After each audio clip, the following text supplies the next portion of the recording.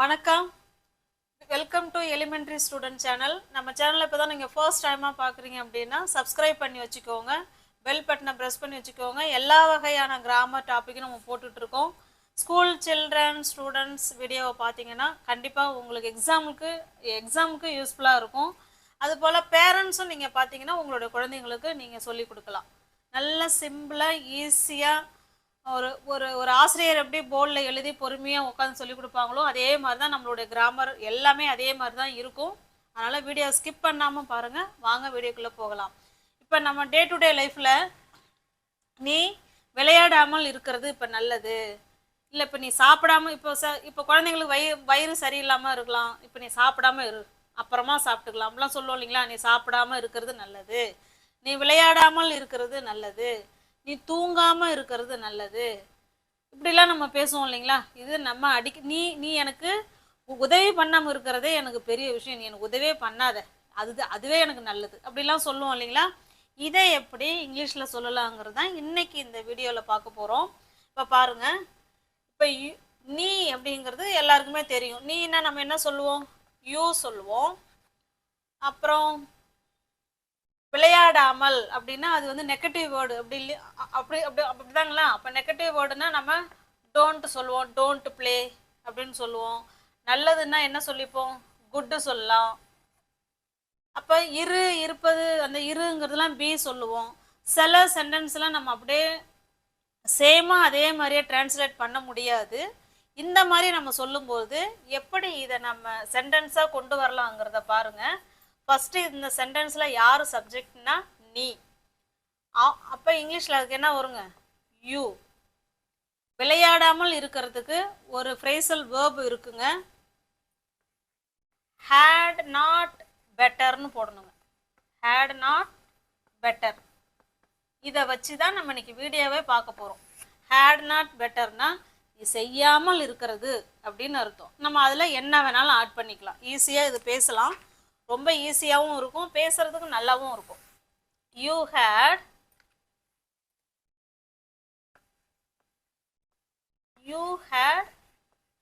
Better not. இதுல வந்து verb என்ன, விளையாடுறது தான் verb. You had better not play. அவ்வளோதான். எவ்வளோ ஈஸியாக இருப்பாருங்க.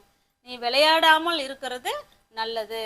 இப்போ உடம்பு முடியாமல் இருப்பாங்க பசங்க, நான் விளையாட போயே ஆகணும்பாங்க. அப்போ அந்த இடத்துல நீ இப்போதைக்கு நீ விளையாடாமல் இருக்கிறதாண்டா உனக்கு நல்லது, இதெல்லாம் நம்ம சொல்லுவோம் இல்லைங்களா.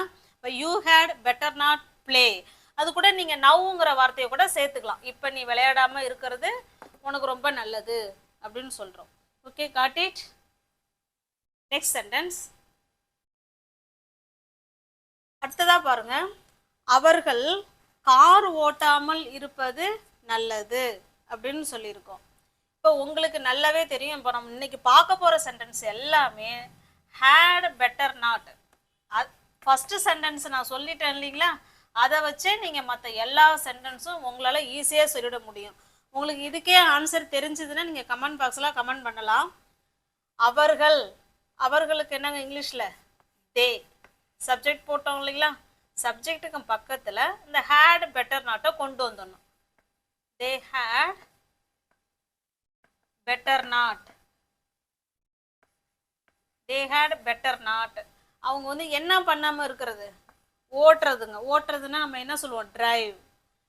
தே ஹேட் பெட்டர் நாட் டிரைவ். எதை, காரை. The car. அவ்வளோதாங்க. they had better not drive the car. அவங்க கார் ஓட்டாமல் இருக்கிறது தான் இப்போ அவங்களுக்கு நல்லது அப்படின்னு சொல்கிறோம். உங்களுக்கு புரிஞ்சுதுங்களா. நெக்ஸ்ட் சென்டென்ஸ் பார்க்கலாம்.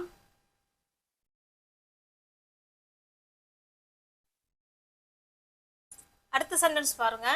அவன் ஆஃபீஸுக்கு போகாமல் இருக்கிறது நல்லது அப்படின்னு சொல்கிறோம்.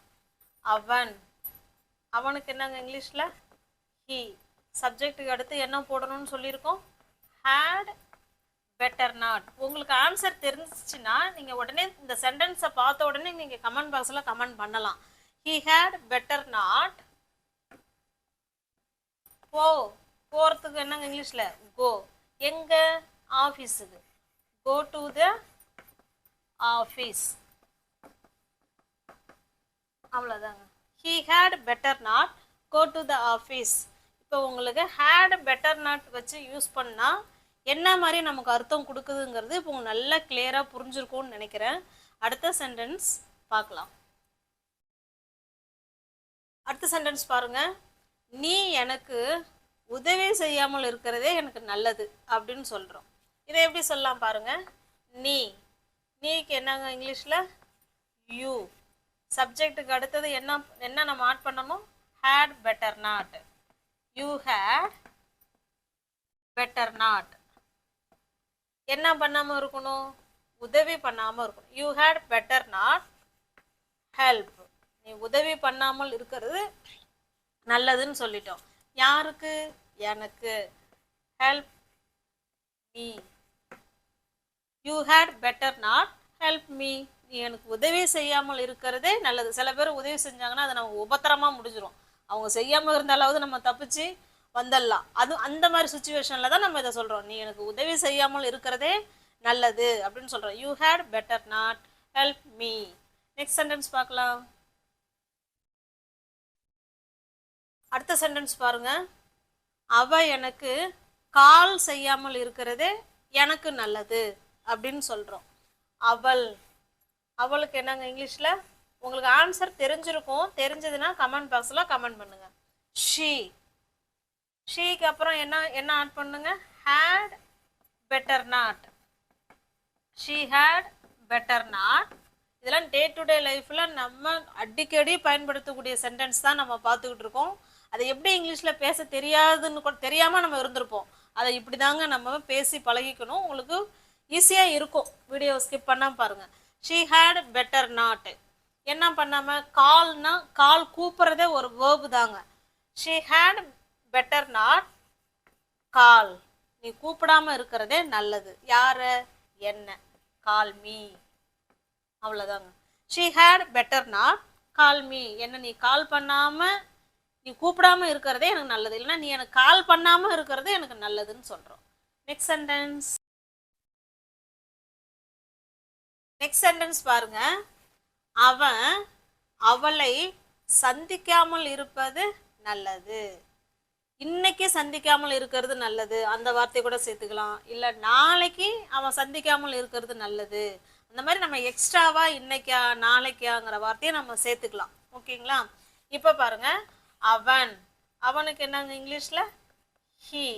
சப்ஜெக்ட் முடிச்ச உடனே நம்ம என்ன ஆட் பண்ணணும்? he had better not. he had better not. சந்திக்கிறதாங்க இந்த இடத்துல verb. சந்திக்கிறதுக்கு இங்கிலீஷில் என்னங்க? meet. he had better not meet. சந்திக்காமல் இருக்கிறது நல்லது. யாரை சந்திக்காம? அவளை. her. now. இப்போ அவளை சந்திக்காமல் இருக்கிறது நல்லது அப்படின்னு நம்ம பேசுகிறோம்னா நவ் சேர்த்துக்கலாம். இதே நாளைக்கு நீ அவளை சந்திக்காமல் இருக்கிறது நல்லது அப்படின்னா டுமாரோ. எக்ஸ்ட்ரா நம்ம இந்த மாதிரி இன்னைக்கா நாளைக்கா இல்லைன்னா டைம் மென்ஷன் பண்ணி கூட நம்ம பேசலாம். இல்லை இன்னைக்கு சாயந்தரம் சந்திக்காமல் இருக்கணுமா, இல்லை 10 மணிக்கு சந்திக்காமல் இருக்கணுமான்னு இப்படி நம்ம டயத்தை மென்ஷன் பண்ணி கூட பேசலாம். he had better not meet her now. இப்போ அவளை சந்திக்காமல் இருக்கிறது அவனுக்கு நல்லது. he had better not meet her tomorrow அப்படின்னா அவன் நாளைக்கு அவளை சந்திக்காமல் இருக்கிறது நல்லதுன்னு சொல்கிறோம். நெக்ஸ்ட் சென்டென்ஸ் இப்போ பாருங்க. இதில் நீங்கள் நல்லா கவனிக்க வேண்டியது என்ன அப்படின்னா, எந்த சப்ஜெக்ட் வந்தாலுமே I, we, you, they, he, she, it, எந்த சப்ஜெக்ட் வந்தாலுமே அந்த சப்ஜெக்ட்டுக்கு பக்கத்தில் had better not, had better not, அதுக்கப்புறமா பேஸ் ஃபார்ம் ஆஃப் வேர்பு 1, அதுக்கப்புறமா எக்ஸ்டென்ஷன் நம்ம என்ன வேணாலும் அதுக்கப்புறம் நம்மளே ஆட் பண்ணிக்கலாம். இதுதான் இதனுடைய ஸ்ட்ரக்சர். இப்போ உதாரணத்துக்கு இப்போ குக்குங்கிற வார்த்தையை வச்சு சேர்த்துக்கலாம். குக். அவன் இன்னைக்கு பிரியாணி செய்யாமல் இருக்கிறது நல்லது, இல்லை நான் இன்னைக்கு சமைக்காமல் இருக்கிறது நல்லது அப்படின்னு நம்ம சொல்கிறோம். இப்போ குக்குங்கிற வேர்பை வச்சு எல்லா சப்ஜெக்ட்டுக்கும் எப்படி அதை பேசலாம், பேசுனா என்ன அர்த்தம் கொடுக்கும் அப்படிங்கிறத பாருங்க. I had better not cook, அது பக்கத்தில் என்ன சேர்த்துக்கணுங்க, cook. I had better not cook அப்படின்னா என்ன அர்த்தம், நான் சமைக்காமல் இன்னைக்கு இருக்கிறது எனக்கு நல்லது அப்படின்னு சொல்கிறோம். இப்போ பாருங்க, we had better not cookனா நாங்கள் சமைக்காமல் இருப்பது நல்லது. they had better not cookனா என்ன அர்த்தம், அவங்க சமைக்காமல் இருக்கிறது நல்லது. he had better not cook, அவன் சமைக்காமல் இருக்கிறது நல்லது. she had better not cookனா அவன் சமைக்காமல் இருக்கிறது நல்லது. இதே போல தாங்க உங்களுக்கு இந்த ஸ்ட்ரக்சர் தெரிஞ்சுக்கிச்சுன்னா நீங்கள் எப்படி வேணாலும் சென்டென்ஸு எந்த சூழலில் வேணாலும் நீங்கள் தயங்காமல் பேசலாம். நெக்ஸ்ட் சென்டென்ஸ் ஒரு 3 சென்டென்ஸ் கொடுக்குறேன், கமெண்ட் பாக்ஸில் கமெண்ட் பண்ணுங்கள்.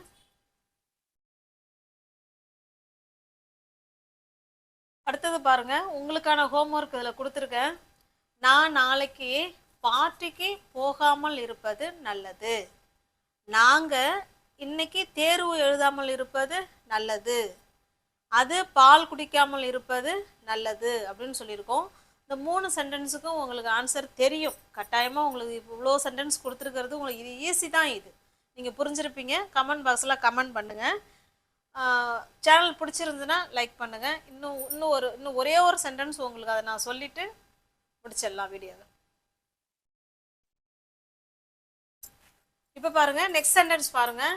நான் நாளைக்கு ஸ்கூலுக்கு போகாமல் இருப்பது நல்லதுன்னு சொல்கிறோம். இந்த இடத்துல எப்படி சொல்லலாம் சொல்லுங்கள். நான்னா ஐ ஹேட் பெட்டர் நாட், போகிறதுக்கு என்னங்க இங்கிலீஷில் கோ டு ஸ்கூல். ஸ்கூலுக்கு நான் போகாமல் இருக்கிறது நல்லது அப்படின்னு சொல்கிறோம். நான் நாளைக்கு ஸ்கூலுக்கு போகாமல் இருப்பது நல்லது. I had better not go to school. இப்போ இதே இடத்துல என் அம்மா அப்படிங்கிற வார்த்தையை சேர்த்துக்கலாம். என் அம்மா ஸ்கூலுக்கு போகாமல் இருப்பது நல்லதுன்னு சொல்கிறோம். இப்போ இதுக்கு எப்படி இங்கிலீஷில் சொல்லலாம்,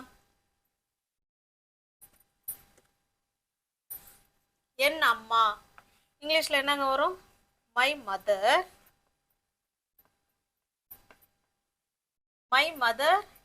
had better not எங்க ஸ்கூலுக்கு go to the school. இது நல்லா நீங்கள் கவனிச்சிங்கன்னா இப்போ இதில் உங்களுக்கு ஒரு டவுட் வந்திருக்கும். முந்தின சென்டென்ஸ் நம்ம என்ன பார்த்தோம், நான் நாளைக்கு ஸ்கூலுக்கு போகாமல் நாளைக்குங்கிற வார்த்தைக்கு டுமாரோ நான் போன சென்டென்ஸ்லேயே ஆட் பண்ணலை, அதை ஆட் பண்ணிக்கோங்க. டுமாரோ இந்த இடத்துல ஐ வச்சு பேசுங்க. நான் நாளைக்கு ஸ்கூலுக்கு போகாமல் இருக்கிறது நல்லது. I had better not go to school tomorrow. இந்த ஐ வச்சு பேசும்போது த வரக்கூடாது, இல்லை ஐ வச்சு பேசும்போது த வரலாம். எப்போ அப்படின்னா நல்லா கவனிங்க, இந்த சென்டென்ஸ் பார்த்துக்கோங்க. My mother had better not go to the school. ஸ்கூலுக்கு முன்னாடி த வரணுமா வர வேணாமா, ஸ்கூலுக்கு முன்னாடி த வரும்.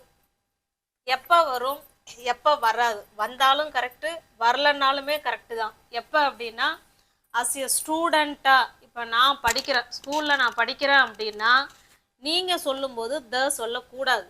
ஐ கோ டு ஸ்கூல் அவ்வளோதாங்க சொல்லணும். இப்போ இதே எங்கள் அம்மா ஸ்கூலுக்கு வராங்க, இல்லை எங்கள் அப்பா ஸ்கூலுக்கு வராங்க, அதாவது ஸ்டூடெண்ட்டை தவிர ஸ்டூடெண்ட் டீச்சர் இவங்க 2 பேரும் ஸ்கூலுக்கு முன்னாடி த போடவே கூடாது. ஐ கோ டு ஸ்கூல் அதோட நிப்பாட்டிக்கணுங்க.